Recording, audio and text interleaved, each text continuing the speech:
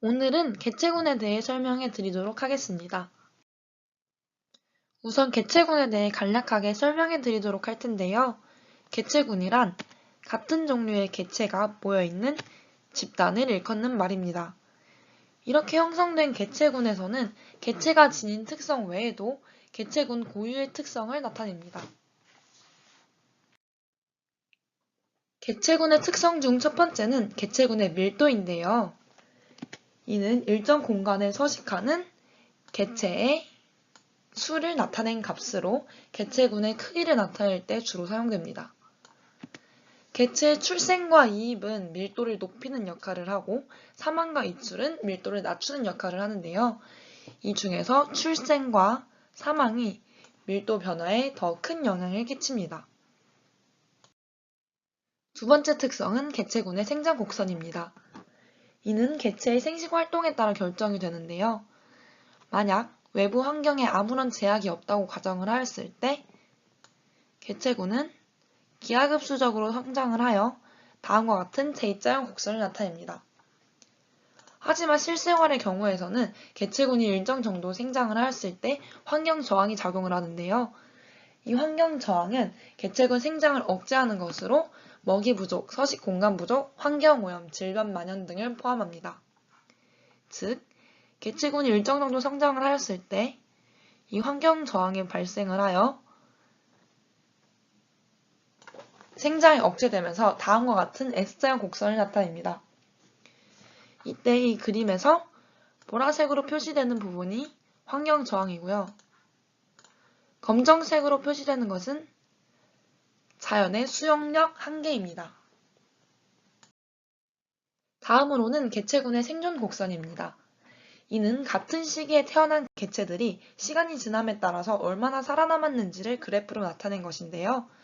이는 개체군 종류에 따라서 다음과 같이 세 가지 유형을 나타냅니다. 우선 A 유형부터 설명을 드릴게요. A 유형은 구령이라고 불리는데요. 개체 생산량이 많아서 어린 개체 양은 굉장히 많지만 초기 사망률 또한 굉장히 높아서 성체로 생장되는 수가 적은 것을 보실 수 있습니다. 이 구령에 포함되는 개체군은 굴 그리고 어류 등이 있습니다. 두 번째 B형은 다람쥐형이라고 불리는데요. 그래프를 보시면 개체 수가 일정하게 줄어드는 것을 보실 수 있습니다. 이 다람쥐형에 포함되는 다른 개체군은 소형 조류가 있습니다. 마지막으로는 C형, 즉 사람형으로 불리는 개체군 생존 곡선인데요. 이는 개체 생산량이 적지만 그만큼 초기 사망률이 낮고 생존이 길어서 생존 곡선이 완만하게 감소하는 것을 보실 수 있습니다. 사람 외에도 이 사람형에 포함되는 개체군은 대형 포유류, 대형 조류 등이 있습니다. 개체군의 연령 분포 또한 개체군의 특성 중 하나인데요. 이는 연령별 개체수를 조사하여 그 비율을 차례대로 쌓아 올린 것을 그림으로 나타낸 것인데요. 이를 이용하여 개체군이 앞으로 어떻게 변화할 것인지 미리 예측해 볼 수 있습니다. 자, 조금 더 자세히 설명을 드려볼게요. 우선 이 부분이 노년층, 즉 생식 후 연령층이고요. 이 부분이 생식 연령층, 이 부분이 어린 개체, 즉 생식 전 연령층입니다.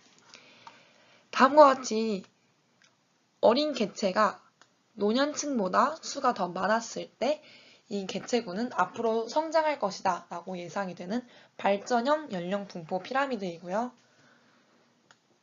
다음과 같이 생식 전 연령층이 생식 후 연령층의 개체수랑 비슷했을 경우 이 개체군은 앞으로 큰 변화가 없을 것이다 라고 예상이 되는 안전형 연령 분포 피라미드를 띠고 있는 것입니다. 마지막으로 어린 개체 수가 늙은 개체 수보다 더 적을 경우에 이 개체군은 앞으로 감소할 것이다 라고 예상이 되는 쇠퇴형 연령 분포 피라미드입니다. 개체군은 주위 환경 변화에 따라 주기적인 변동을 나타내기도 합니다. 가장 대표적인 예로는 계절에 따른 주기적 변동인데요. 그 예로 돌말을 들어보도록 하겠습니다. 돌말은 빛의 색이 수온, 영양 염료의 양에 따라서 그 개체군의 수가 결정이 되는데요. 자, 여기 그림에서 보실 수 있듯이 봄에 빛의 세기와 수온이 급증을 합니다. 그러면 이에 따라서 개체군의 수가 급격하게 증가를 하고요. 여름에 빛의 세기와 수온이 계속 증가를 하지만 영양염료의 양이 바닥이 나요. 그래서 개체 수는 다시 줄어들게 됩니다. 이렇게 계속 줄어들고 있다가 가을쯤에 영양염료의 양이 다시 조금 늘어나니까 개체군의 수도 이에 따라 늘어나고, 겨울에는 영양염료의 양이 다시 쭉 많아졌지만 빛의 세기와 수온이 바닥을 쳐요. 그래서 다시 개체군의 수가 줄어드는 것을 보실 수 있습니다. 개체군의 주기적 변동의 예로는 피식과 포식의 관계에 의한 개체군의 변동 또한 예로 들 수 있는데요.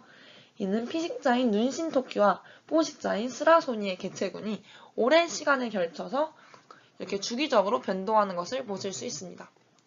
조금 자세히 설명해 드려보도록 하자면은, 우선 피식자, 즉 먹히는 관계인 눈신토끼의 양이 늘어나면은 먹이가 늘어나니까 포식자의 양이 늘어납니다. 근데 포식자가 늘어난 만큼 눈신토끼를 많이 잡아먹을 거 아니에요. 그래서 늘어남에 따라서 눈신토끼의 양은 다시 쭉 줄어들어요. 그래서 이렇게 비슷한 결과가 계속 반복이 돼요. 이 주기는 약 10년 정도로 보실 수 있습니다. 개체군을 이루고 있는 개체들은 먹이, 생활 공간, 배우자 등을 차지하기 위해 서로 경쟁을 합니다. 이런 경쟁을 통해 불필요한 에너지 소모나 상처 등이 일어날 수 있는데요. 이를 막고 질서를 유지하기 위해 개체군 내 개체들끼리 일정한 상호작용을 형성합니다. 그 가장 대표적인 예로는 텃새가 있는데요. 텃새란 특정 무리가 일정 공간을 점유하고 그 무리 외에 다른 개체가 침입을 하는 것을 경계하는 것을 가리키는 말인데요. 이 텃새를 통해서 특정 지역에 거주하고 있는 개체군의 밀도를 유지할 수 있고 불필요한 싸움을 감소시킬 수 있습니다. 이 텃새의 상호작용을 사용하는 동물로는 대표적으로 물개, 얼룩말, 까치, 은어 등이 있지요. 두 번째는 바로 순이제인데요. 순이제는 힘의 강약에 따라 서열을 정하는 것입니다. 이를 통해서 개체군끼리 불필요한 경쟁을 감소시킬 수 있고요.